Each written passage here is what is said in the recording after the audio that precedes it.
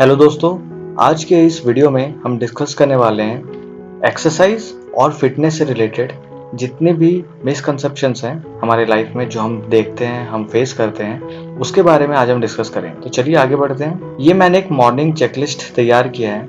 इस चेकलिस्ट में आप चेक कर सकते हो कि हम क्या क्या करते हैं मॉर्निंग में। तो सबसे पहले हम ब्रेकफास्ट करते हैं, ब्रश करते हैं अपने टीथ को, शावर लेते हैं, ब्रश पहनते हैं।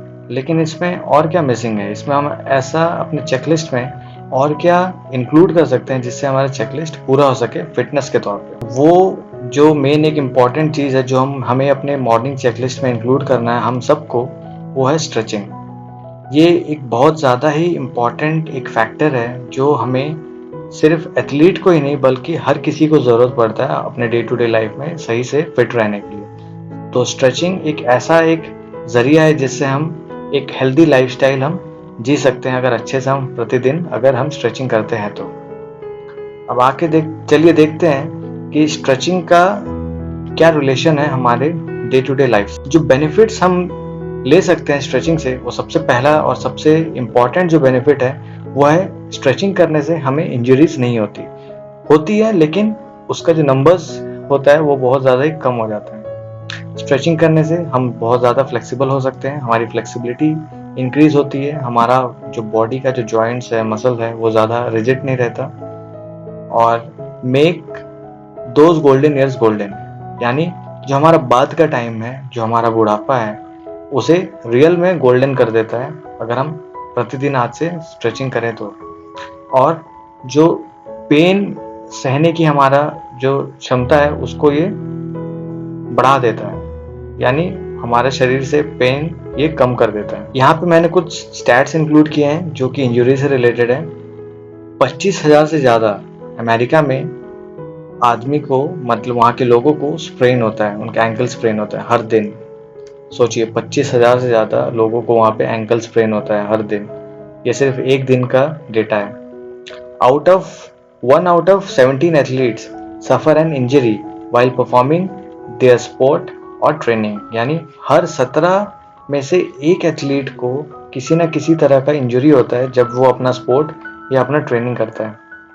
और ये बहुत ज़्यादा चौंकाने वाला स्टैट्स है जिसमें 50% से भी ज़्यादा इंजरी जो हो सकती है इसमें, उसको हम रोक सकते हैं, यानी उसको हम प्रिवेंट कर सकते हैं।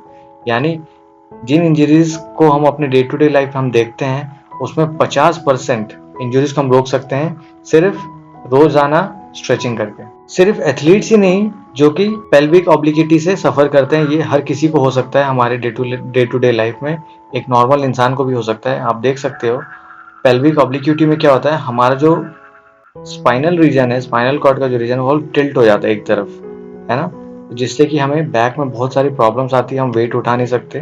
तो ऐसा नहीं है कि स्ट्रेचिंग सिर्फ एथलीट्स के लिए ज़रूरी है, ये एक डे टू डे एक्टिविटी, एक नॉर्मल एक कॉमन मैन के लिए भी बहुत ज़्यादा ज़रूरी है स्ट्रेचिंग करना। स्ट्रेचिंग करने से हमारा फ्लेक्सिबिलिटी इंक्रीज होता है। यहाँ पे दो तरीके की फ्लेक्सिबिलिटी मैंने इंक्लूड की है। पहला जो है प्रिवेंशन के लिए जो हम लेते हैं, जो बिफोर या आफ्टर करते हैं और 30 सेकेंड्स होल्ड करते हैं जिसमें। दूसरी तरह की फ्लेक्सिबिलिटी है वो मेनली आफ्टर किया जाता है जिसमें 60 सेकेंड या उससे ज़्यादा का हम होल्ड करते हैं। तो ये दो चीज़ करने से हम फ्लेक्सिबिलिटी को इंक्रीज कर सकते हैं। गोल्डन ईयर्स, हमारे बुढ़ापे में ये हमें ज़्यादा मोबाइल रहने का ये हमें अलाउ करता है, यानी हम अपना हिलडुल ज़्यादा सकते हैं अपने बुढ़ापे में, और हमारा पोस्चर सही रहता है, हमारा बैलेंस सही रहता है।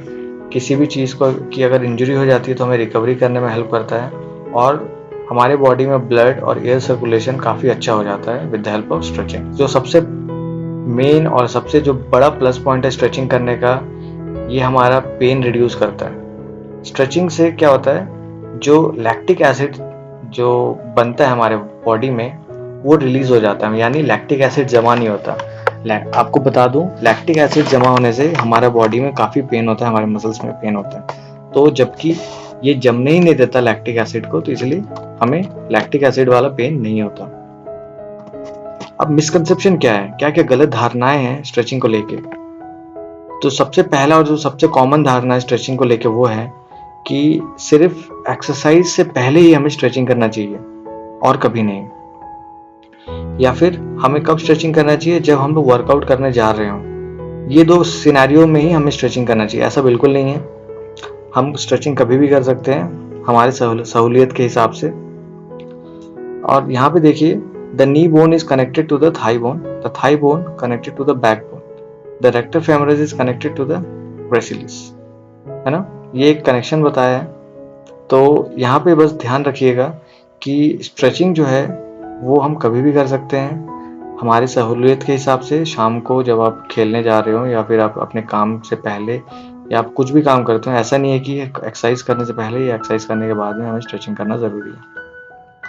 अब आ जाइए न्यूट्रिशन के ऊपर, क्या क्या मिसकंसेप्शन है, क्या क्या गलत धारणा है न्यूट्रिशन से लेके। क्योंकि ये दो ऐसी चीज़ें हैं स्पोर्ट्स एंड फिजिकल एजुकेशन में जिसके ऊपर काफ़ी गलत धारणाएं हमारे बीच में हैं। तो जो तीन गलत धारणाएं जो न्यूट्रिशन से ऊपर हम आज डिस्कस करने वाले हैं वो है लो कार्बोहाइड्रेट डाइट्स के ऊपर, हाई प्रोटीन डाइट्स के ऊपर और लो कैलोरी डाइट्स के ऊपर। हम क्या समझते हैं लो कार्बोहाइड्रेट डाइट को, हम किस लिए लेते हैं लो कार्बोहाइड्रेट डाइट। हम ये सोचते हैं कि इससे अगर हम लो कार्बोहाइड्रेट्स डाइट लेंगे तो हमारा जो वेट लॉस का जो प्रोसेस है वो और ज़्यादा तेज हो जाएगा, यानी हम और जल्दी वेट लॉस करेंगे।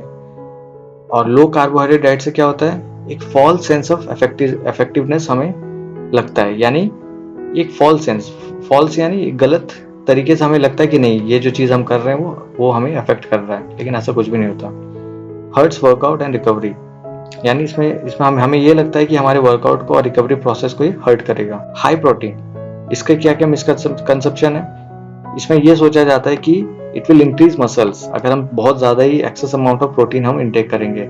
वेट लॉस में ये हेल्प करता है और एपेटाइट को कर्व करने में हेल्प करता है।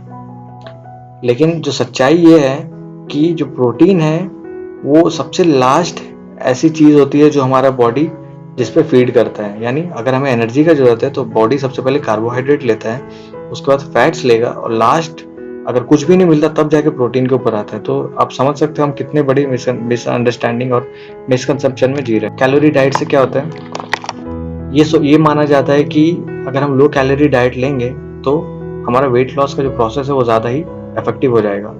लेकिन जो सच्चाई क्या है, हमारे बॉडी को जनरली 1200 कैलोरी मिनिमम रिक्वायर्ड होते हैं ताकि हमारे ऑर्गन्स सही से फंक्शन कर सके, है ना। और जिसके लिए हम क्या करते हैं, हम अपने बॉडी को एक स्टारवेशन मोड में भेज देते हैं, यानी हम लोग भूखमरी में मर जाएंगे लेकिन हम लोग कुछ खाएंगे। तो ये था मेरा आज का प्रेजेंटेशन जिसमें मैंने आपके डाइट से रिलेटेड, न्यूट्रिशन से रिलेटेड और स्ट्रेचिंग से रिलेटेड कुछ मिसकंसेप्शन डिस्कस किए हैं। और भी काफ़ी सारे मिसकंसेप्शन हो सकते हैं। अगर आप कुछ कंसेप्शन जानते हो तो आप कमेंट बॉक्स में शेयर कर सकते हो। Thank you for watching.